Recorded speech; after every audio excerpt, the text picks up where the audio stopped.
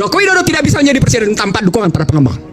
Pengembang. Oh iya, omongan Ahok jelas. Apa kalimat Aguan? Apa kalimat Aguan? Kami harus menyelamatkan muka presiden. Weh, ayo, ayo kita bilang. Dan menurut Anda itu adalah kerusakan. Anda bisa jelaskan bagaimana kerusakan ketika presiden dikuasai oleh oligarki? Gampang sekali. Kalimat intelektualnya adalah financialization.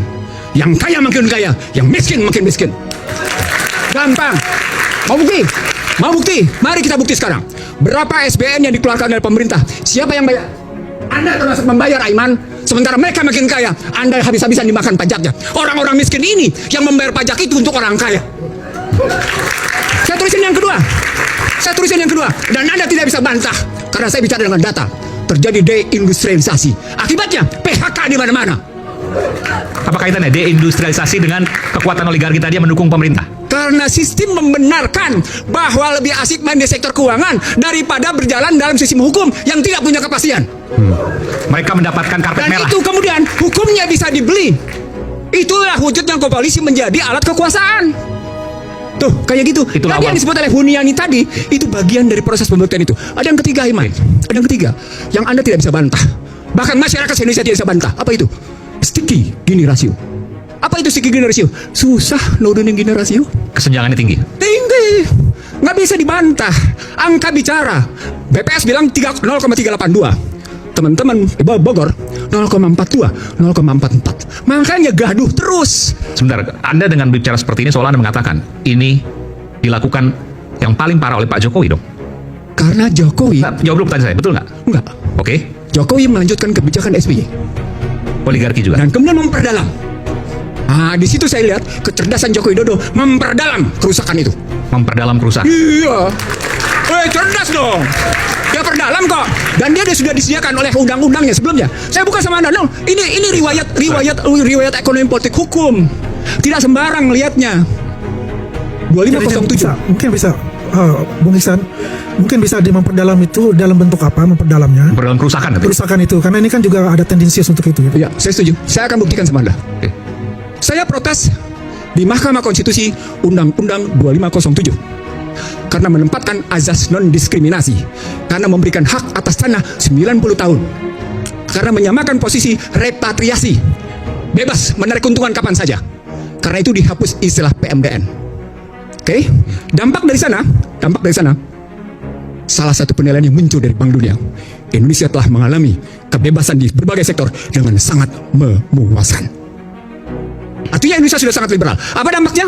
Orang asing begitu enak menguasai. Struktural nih, struktural. Ya. Orang asing menguasai sumber daya, produksi, distribusi, logistik. Contoh realnya dan efek buruknya. Contoh realnya. Oke. Siapa yang kuasai nikel? Cina. Oke, luar. Siapa? yang Sebut-sebut aja. Oke, siapa yang menguasai batu bara? Luar. Sebagian orang dalam, tapi sebagian juga luar. Siapa yang menguasai emas? Seterusnya luar. Oke, sejumlah mineral itu dalam sedemikian rupa. Dan dibikin lagi undang-undang tentang 38 tahun 2008 tentang bagaimana MEA, tentang azas non-diskriminasi. Lagi-lagi kita semua disamakan oleh orang asing kedudukannya. Poinnya adalah bagaimana mungkin yang tidak lulus SD itu mesti perang sama orang asing. Puas? Oke, sudah. Dari sana kemudian terjadi lintas kebebasan para pekerja. Maka datanglah orang-orang asing itu. Artinya SBY menyediakan itu. Lihat undang-undangnya. Joko Widodo kemudian menerbitkan berbagai kebijakan, termasuk visa. Visanya kan bebas visa. Kebebasan visa habis-habisan. Lalu kemudian ada juga second home visa. Itu kan semua hitung-hitungan uang. Lalu bahkan memberikan yang namanya tax holiday yang demikian panjang. Habis-habisan. Panjang di situ. Maka datang semua habis-habisan di situ. Kemudian muncul kekuatan dengan menyebut bahwa kita butuh investasi asing dan karenanya kita mesti tetap berjalan. Dalam konstruksi ekonomi politik, ketika ada presiden dan timnya ngebangun seperti itu, maka dampaknya adalah negeri ini menyediakan diri untuk diinvasi. Negeri ini menyediakan diri untuk diintervensi. Negeri ini menyediakan diri untuk diinfiltrasi. Negeri ini menyediakan diri untuk yang namanya diintimidasi. Negeri ini menyediakan diri untuk diindoktrinasi. Ujungnya apa? Inflasi. Ketika inflasi terjadi, Anda takut dengan yang namanya suku bunga. Akibatnya apa? Seperti hari ini, kejadian hari ini. Nilai tukar 16.450. Data saya menunjukkan selama 40 tahun terakhir jatuhnya itu begini. Dolar. Rupiah. Iya, rupiah maksudnya terhadap dolar. Dolar habis. Sangat artinya, curam sekali. Apa artinya?